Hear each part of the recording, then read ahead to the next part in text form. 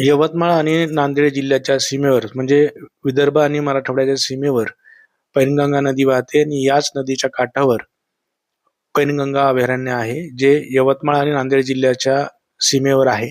याच ठिकाणी इथे एक वाघाचा व्हिडिओ व्हायरल झाला आहे. दोन वाघ जे आहे, एक वाघ आणि वाघीण हे एकमेकांना भेटत असल्याचं एक व्हिडिओ व्हायरल झालेला आहे. एका व्यक्तीनं तो शाळेत जात असतानाचा वाघांचा व्हिडिओ त्यांनी त्याच्या मोबाईल कॅमेऱ्यात कैद केलेला आहे.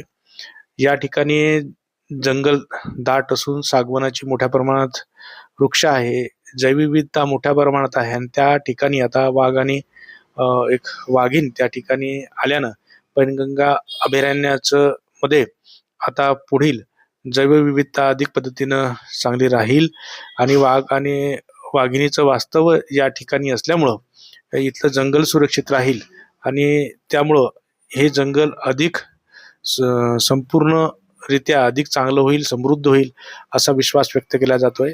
तोच वाघाचा आणि वाघिणीचा व्हिडिओ सध्या सोशल मीडियावर मोठ्या प्रमाणात व्हायरल झालेला आहे. हाच तो व्हिडिओ.